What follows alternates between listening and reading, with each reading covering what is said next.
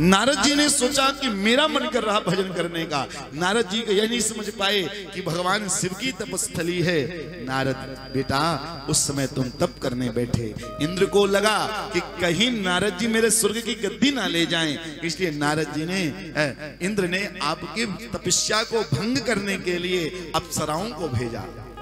खूब अप्सराएं नाचती हैं, गाती हैं, लेकिन तुम्हारा मन जरा सा नहीं टिका।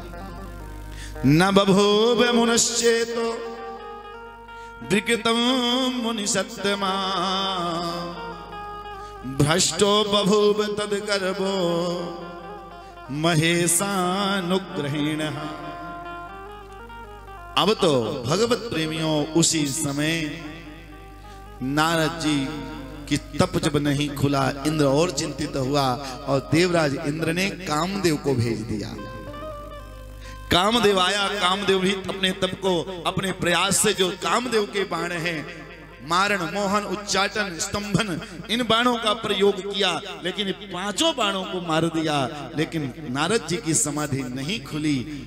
नारद जी आंख खोलते हैं और आंख खोल करके जब तप पूरा हुआ, कामदेव से कहते हैं, जाओ कामदेव, जा करके तुम अपने इंद्र से कह देना कि मैंने काम को जीत लिया है, मैंने क्रोध को जीत लिया है। मेरे ऊपर ना इंद्र के अप्सराओं का प्रभाव हुआ, ना तुम्हारे बाणों का प्रभाव हुआ, इसलिए मैंने काम और क्रोध को जीता।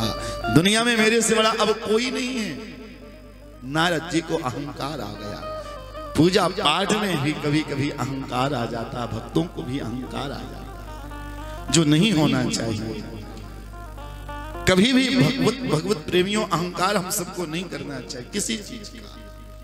ये यावदृश्यते भूर्जा स्थित्वा यमरः सदा, काम बाण प्रभावोत्रा न चलिष्यत्य संशयः। नारद बेटा, तुम्हें तो छिपकर तप करना चाहिए, छिप करके साधना पूरी होने के बाद भगवान के धाम को जाना चाहिए, लेकिन तुमने प्रचार किया है।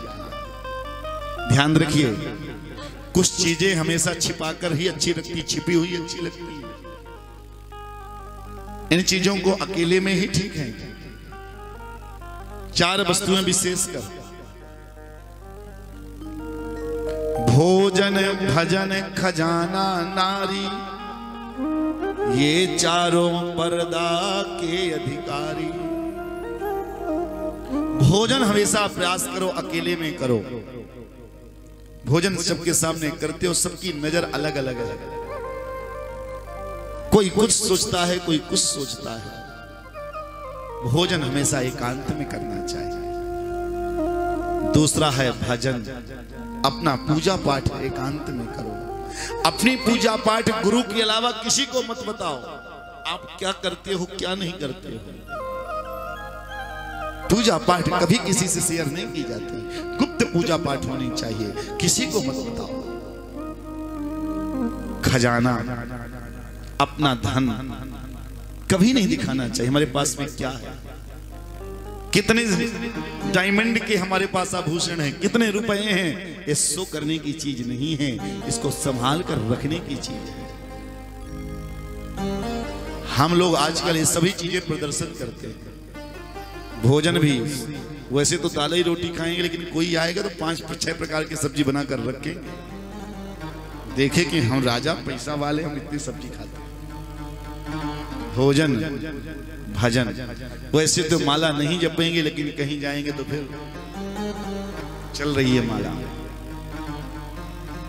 वैसे तो घर में कभी माला नहीं पहनेंगे, कहीं शादी विवाह में जाएंगे तो सबसे महंगा वाला हार चाहिए, चाहे किराए का भले आए। बोलो राधे राधे। खजाना छिपा कर रखिए। और चौथी चीज है स्त्री, यानी नारी। स्त्री जितना पर्दा में रहेगी उतना ही स्त्री के लिए अच्छा रहता है, स्त्री का धर्म सुरक्षित रहता है।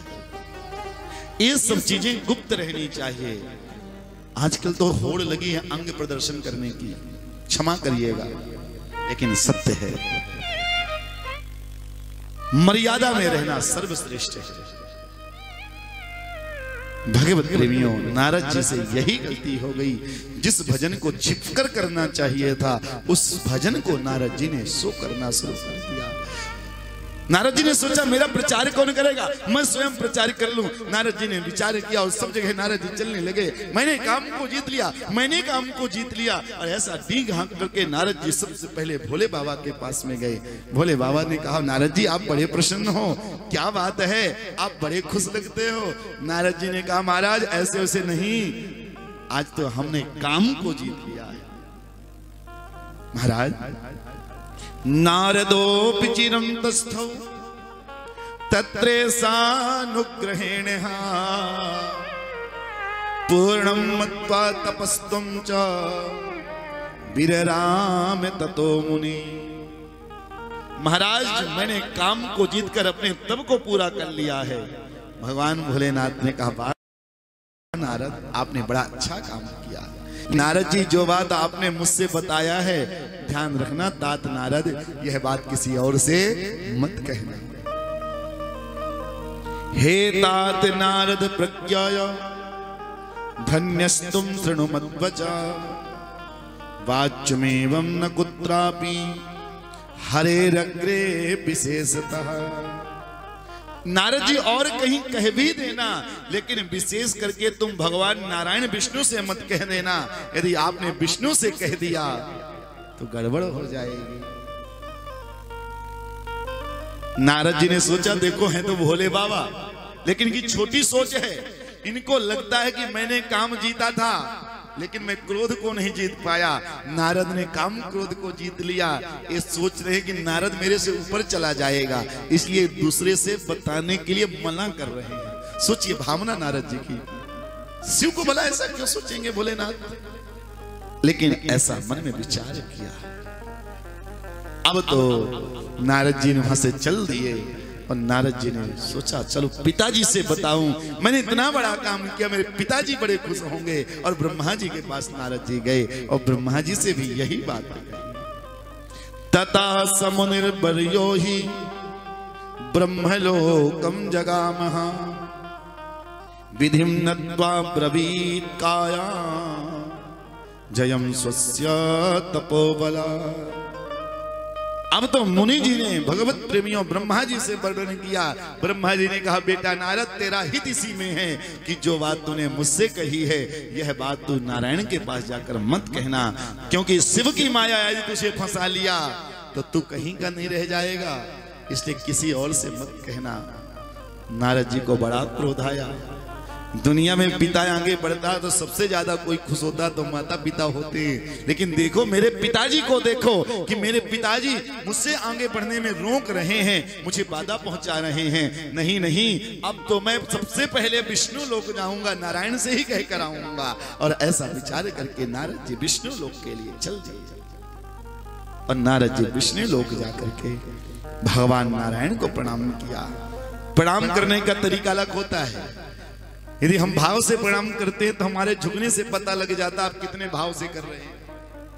यदि आप फॉर्मेलिटी कर रहे हैं तो देखने से पता लग रहा कि आप फॉर्मेलिटी कर रहे हैं, देखने से पता लगा।